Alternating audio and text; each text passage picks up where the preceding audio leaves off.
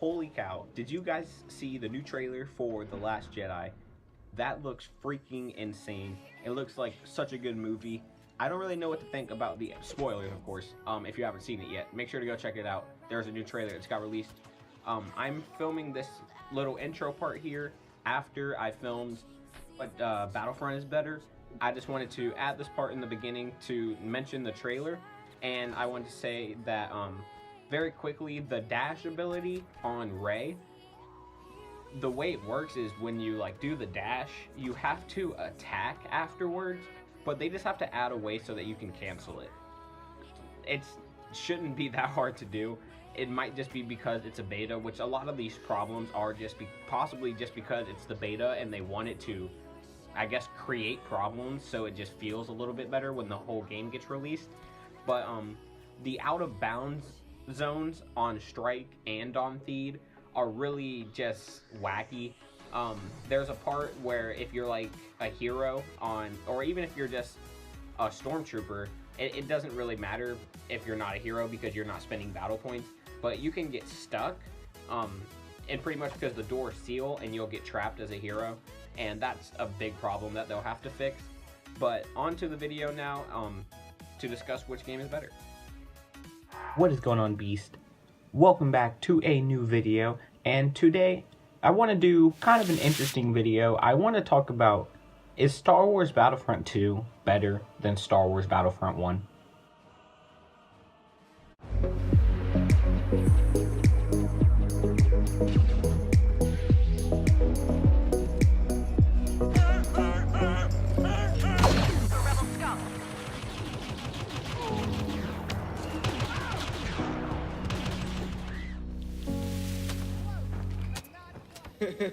Now, there are some ways that I want to separate the categories. I basically only have three. It's just how the infantry and the hero gameplay, I combine that into one category, comparing the gameplay between Star Wars Battlefront 1 and 2, and then I want to compare like the problems that Battlefront 1 has and then Battlefront 2 have, and then I want to compare the graphics and like pretty much just how both of them look and compare some of the maps. So starting with the gameplay overall, I think battle points are going to give Battlefront 2 the edge over Battlefront 1 because they're both kind of similar.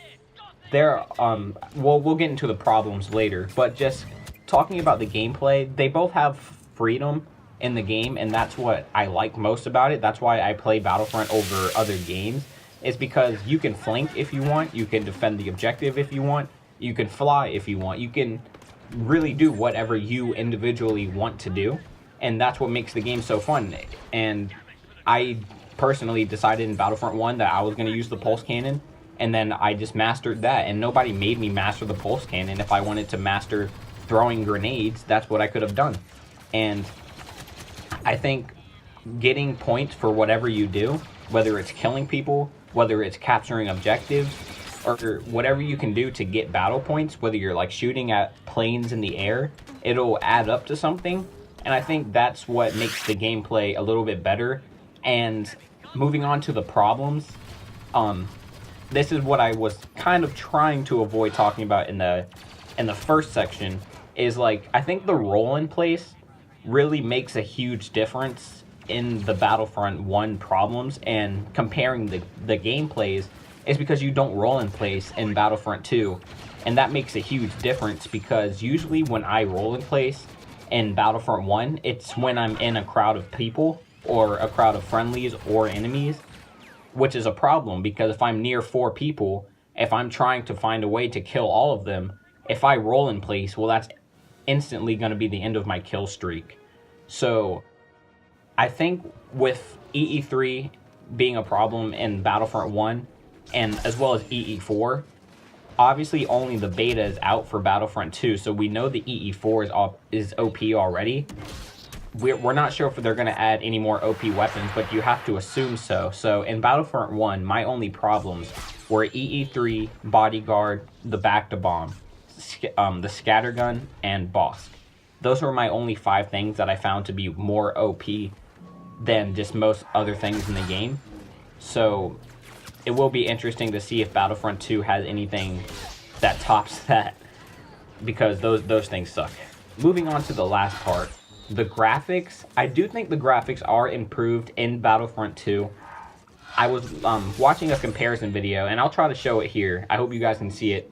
And the graphics, they just look a little bit more detailed, meaning Battlefront 1 maps were great, especially indoor, but it's kind of as if they implemented the same background of Battlefront 1 in a way, and obviously you can't use indoor and then just modify it to another map, but it's kind of like they already knew.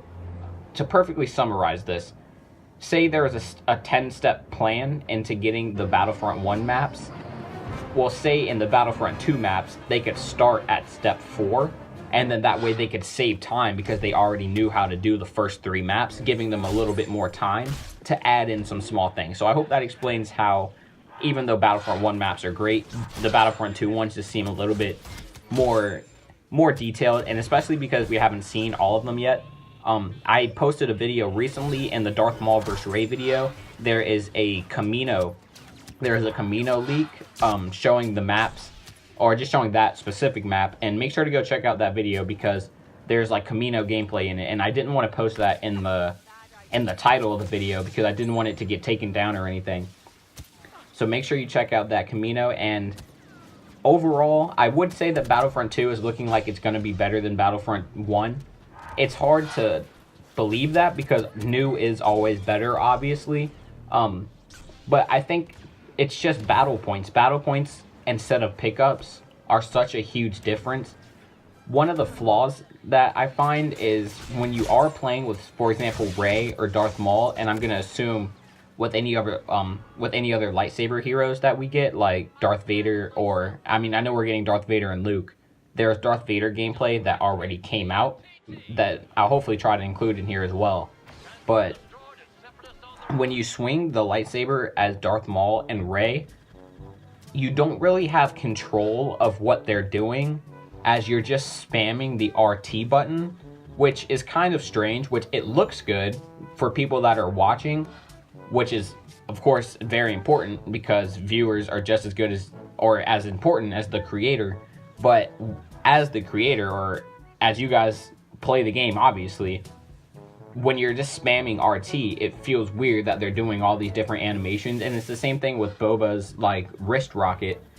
When he shoots the barrage of wrist rockets, you literally press one button and so much is done. So it's kind of weird how you can just do so much by just spamming one button. It's not like any type of combination that you would have to do. But I do think battle points are very important. I'm gonna miss just like bubble shields, like getting pickups, obviously like smart rockets, and we had disruptor rifles in the last game. Now we have like ion neutralizers. I think I'm just gonna miss the pickup of the personal shield. Well, it's not the personal shield, the huge team shield that you get. Hopefully there's a way they can add that into the game. But I do think Battlefront 2 is better, or it will be eventually better than Battlefront 1. Obviously right now, if I were to rate it, I would have to give the edge to Battlefront 1, only because we have way more content and I've spent over 1,000 hours on that game. And right now I'm only towards, I don't know, maybe somewhere between 20 and 30 hours on Battlefront 2. But when the full game releases, I am very confident that it's going to be a much better game. It's going to be a deeper game. It's going to be a more rewarding game. And I'm probably going to hit over 1,000 hours on that game as well. So make sure to subscribe, like, comment, and share this video. And may Pancake Face be with you.